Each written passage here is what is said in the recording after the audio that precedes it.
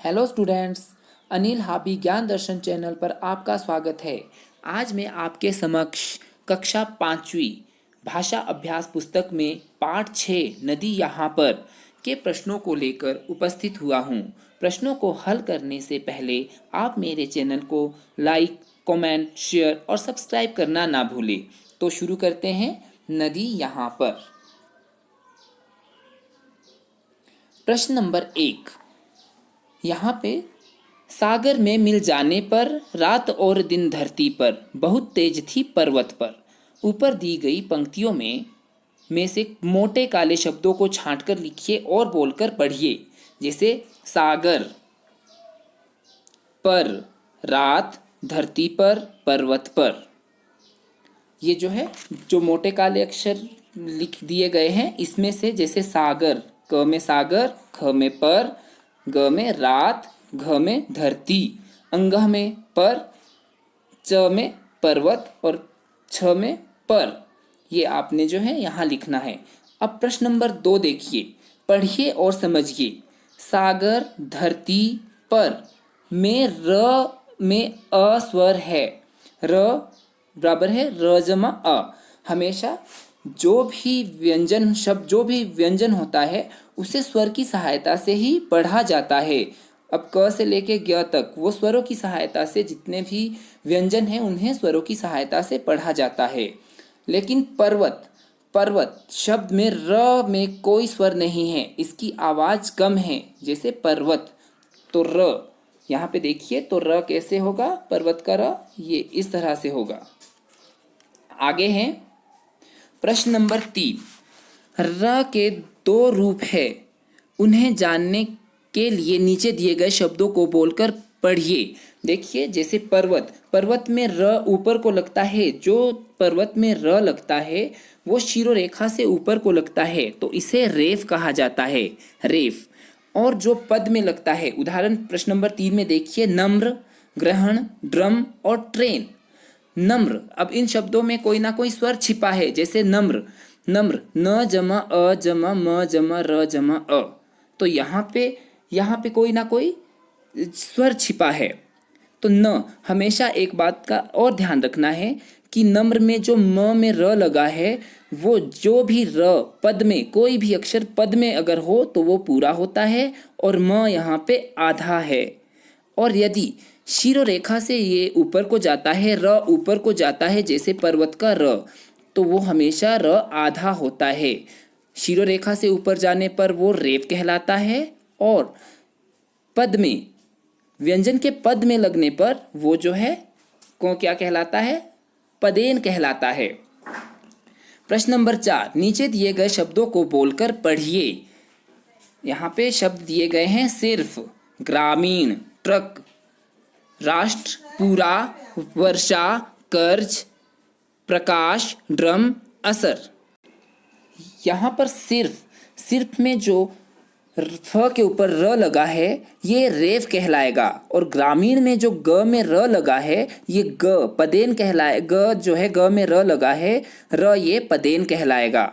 और हमेशा ट्रक, ट और ड में जो र लगता है वो हमेशा उल्टी वी आकृति का होता है।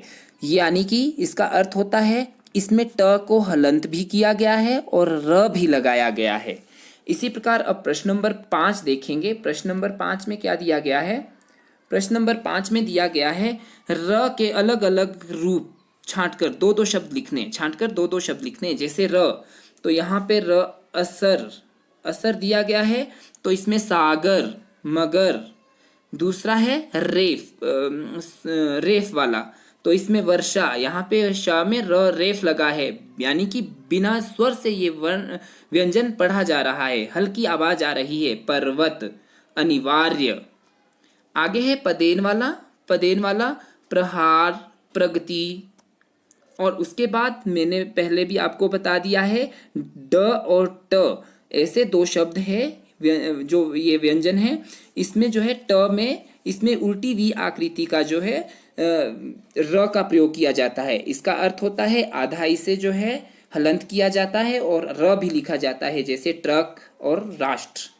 प्रश्न नंबर 6, नीचे दिए गए शब्दों के दो दो पर्यायवाची शब्द छांटकर लिखिए।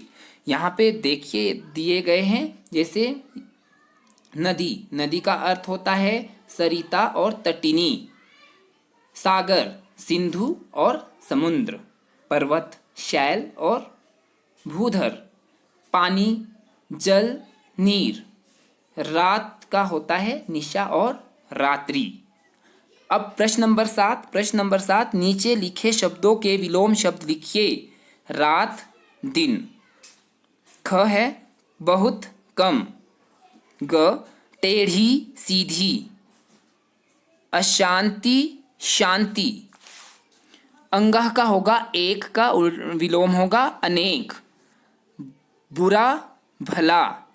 स्वदेश, यहाँ पे स्वदेश, स्वदेश का होता है परदेश, और यहाँ पे अगर देश होता तो विदेश होना था, यहाँ पे स्वदेश है तो परदेश। नीचे, ऊपर, ये सारे जो है विलोम शब्द थे। आगे देखिए प्रश्न नंबर 8, नीचे दिए गए शब्दों के दो दो वाक्य बनाकर लिखिए। पहला है धीमी धीमी। धीमी धीमी शब्द से दो दो वाक्य बनाने हैं। धीमी धीमी हवा चल रही है। दूसरा है मुझे धीमी धीमी आवाज सुनाई दे रही है। ख कहीं कहीं, तो इसका पहला जो है वाक्य प्रयोग होगा आसमान में कहीं कहीं बादल दिखाई दे रहे हैं। दूसरा है नदी कहीं कहीं लहर उठाती जाती है। प्रश्न नंबर 9, प्रश्न नंबर 9, वर्ग पहेली को पूरा कीजिए। तो यहाँ पे देखिए पहले में दिया गया है कमीज, और चित्र में भी दिखाया गया है, कमीज के नीचे एक लिखा गया है कमीज। दूसरे में है समोसा, दूसरे में है समोसा। तीसरे में है साइकिल। चौथे में है पेड़। पांचवें नंबर पे है उठना। यहां छठे नंबर पे है बादशाह। सातवें नंबर पे है नाविक। आठवां जो नंबर है इसमें आठवें में है एक बट्टा दिया गया है, इसमें जो है 1000 लिखा हुआ है तो इसमें आएगा 1000। नौवां है हथेली, यहाँ पे 9 नंबर पे हथेली दिखाई गई है तो हथेली। और जो 10वां क्रमांक होगा इसमें वर, यहाँ पे वर दिखाया गया है, दूल्हे को वर भी कहते हैं तो वर। और यहाँ पे 11वां, तो यहाँ ये माचिस की जो तीली दिखाई गई है तीली, यहाँ क्या आएगा तीली। अब जो है अंतिम जो प्रश्न है, अंतिम प्रश्न है नदियों को साफ रखने के लिए संदेश देने के लिए एक स्लोगन बनाइए। तो स्लोगन हमेशा किसी पक्ष के उद्देश्य बताते हुए, यहाँ पक्ष क्या है, नदियों को साफ रखने का पक्ष है। किसी भी पक्ष के उद्देश्य को बताने के लिए लयबद्ध विशेषता बताने वाले लोगों की आदर विचारों को आकर्षित करने के लिए जो है इसका जो है स्लोगन का प्रयोग किया जाता है। तो देखिए कितना अच्छा चित्र बनाया गया है। तो देखिए यहाँ पर बहुत सारे जो है स्लोगन दिए गए हैं। स्लोगन जो है पहला, नदियों को ना दूषित करेंगे, आओ बनाए ऐसा मन, निर्मल हो इसकी बूंद बूंद, पानी है तो बहता जीवन। ये थी मेरी आज की वीडियो। यदि वीडियो अच्छी लगी हो तो लाइक, कमेंट, शेयर और सब्सक्राइब करना ना भूलें। धन्यवाद।